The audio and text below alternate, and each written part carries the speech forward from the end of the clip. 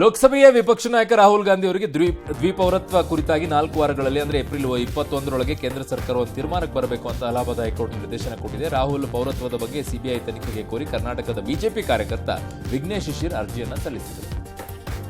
ಒಳ ಮೀಸಲಾತಿ ಜಾರಿ ಸಂಬಂಧ ದಲಿತ ಸಚಿವರ ಜೊತೆ ಸಿಎಂ ಸಭೆ ನಡೆಸಿದರು. ಒಳ ಮೀಸಲಾತಿ ಬಗ್ಗೆ 1 ವಾರದಲ್ಲಿ ನಾಗಮೋಹನ್ ದಾಸ್ ಆಯೋಗ ಮಧ್ಯಂತರ ವರದಿ ಸಲ್ಲಿಸಲಿದೆ. ಬಳಿಕ ಜಾರಿ ತೀರ್ಮಾನವನ್ನು ಮಾಡುವುದಾಗಿ ಸಿಎಂ ಭರವಸೆ ಕೊಟ್ಟಿದ್ದಾರೆ ಅಂತ ಹೇಳಲಾಗಿದೆ.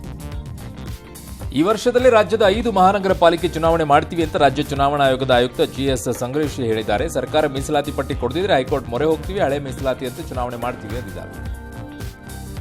ಸಂಸತ್ ಸದಸ್ಯರ ವೇತನ ಪಿಂಚಣಿಯನ್ನು ಕೇಂದ್ರ ಹೆಚ್ಚಿಸಿದೆ. ಹಣದುಬ್ಬರ ಪ್ರಮಾಣವನ್ನು ಆಧರಿಸಿ 24% ವೇತನ ಹೆಚ್ಚಿಸಲಾಗಿದೆ. 2023ರ ಏಪ್ರಿಲ್ 1ರಿಂದ ಈ ಆದೇಶ ಜಾರಿ ಬರುತ್ತೆ.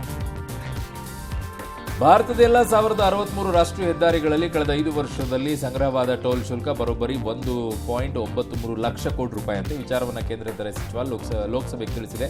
ಅತಿ ಹೆಚ್ಚು ಶುಲ್ಕ ಸಂಗ್ರಹಿಸಿದ ಟಾಪ್ 10 ಟೋಲ್ಗಳಲ್ಲಿ ಕರ್ನಾಟಕದ ಟೋಲ್ಗಳು ಸ್ಥಾನ ಪಡೆದಿವೆ. ಟಾರಿಫ್ ಟೆನ್ಷನ್ ನಡುವೆ ನಾಳೆಯಿಂದ ಅಮೆರಿಕದ ವಾಣಿಜ್ಯ ಇಲಾಖೆ ಪ್ರತಿನಿಧಿ ಬ್ರೆಂಡನ್ ಲಿಂಚ್ ಭಾರತ ಪ್ರವಾಸವನ್ನು ಶುರು ಮಾಡಲಿದ್ದಾರೆ. 4 ದಿನಗಳ ಪ್ರವಾಸದಲ್ಲಿ ಸುಂಕ ಕಡಿತ ಸಂಬಂಧ ಭಾರತದ ಅಧಿಕಾರಿಗಳ ಜೊತೆ ಲಿಂಚ್ ಚರ್ಚೆ ನಡೆಸುವ ಸಂಭವ ಇದೆ. ಶಿಮ್ಲಾ ಏರ್ಪೋರ್ಟ್ನಲ್ಲಿ ಭಾರೀ ಅನಾಹುತ ತಪ್ಪಿದೆ. ಅಲಯನ್ಸ್ ಏರ್ಲೈನ್ಸ್ ವಿಮಾನ ರನ್ವೇಯಲ್ಲಿ ನಿಯಂತ್ರಣ ತಪ್ಪಿತ್ತು. ಈ ವಿಮಾನದಲ್ಲಿ ಹಿಮಾಚಲ ಡಿಸಿಎಂ ಮುಖೇಶ್ ಅಗ್ನಿಹೋತ್ರಿ ಇದ್ದರು. ಡಿಜಿಪಿ ಅತುಲ್ ವರ್ಮಾ ಸೇರಿ 44 ಮಂದಿ ಇದ್ದರು.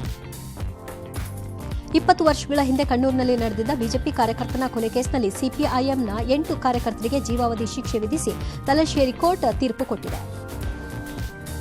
ಚಿಕ್ಕಮಗಳೂರಿನಲ್ಲಿ ಆಸ್ಪತ್ರೆ ಕಟ್ಟಡ ಉದ್ಘಾಟನೆ ವೇಳೆ ಕ್ರೆಡಿಟ್ ವಾರ್ ನಡೆದಿದೆ. ನಮ್ಮ ಅವಧಿ ಅನುದಾನದಲ್ಲಿ ನಿರ್ಮಿಸಿದಂತಹ ಆಸ್ಪತ್ರೆಗೆ ಉದ್ಘಾಟನೆ ಆಗ್ತಾ ಇದೆ ಅಂತ ಸಿಟಿ ರವಿ ಹೇಳಿದರು. ಈ ವೇಳೆ 3 ವರ್ಷದಲ್ಲಿ 100 ವರ್ಷದ ಅಭಿವೃದ್ಧಿ ಕೆಲಸ ಮಾಡ್ತೀನಿ ಅಂತ ಶಾಸಕ ತಮ್ಮಯ್ಯ ಟಕ್ಕರ್ ಕೊಟ್ಟಿದ್ದಾರೆ. ಉತ್ತರ ಪ್ರದೇಶದ ಅಂಬೇಡ್ಕರ್ ಜಿಲ್ಲೆಯ ಅರೈ ಗ್ರಾಮದ ಸರ್ಕಾರಿ ಭೂಮಿಯಲ್ಲಿ ನಿರ್ಮಿಸಿದ ಗುಡಿಸಲು ತೆರವು ವೇಳೆ ಅದಕ್ಕೆ ಬೆಂಕಿ ಬಿದ್ದು. ಈ ವೇಳೆ ಬಾಲಕಿಯೊಬ್ಬಳು ಆ ಗುಡಿಸಲಿಗೆ ನುಗ್ಗಿ ಪುಸ್ತಕಗಳ ಬ್ಯಾಗ್ ಅನ್ನು ಹೊರಗೆ ತಂದಿದ್ದಾಳೆ. ಇದಕ್ಕೆ ಸಂಬಂಧಿಸಿದ ವಿಡಿಯೋ ವೈರಲ್ ಆಗಿದೆ.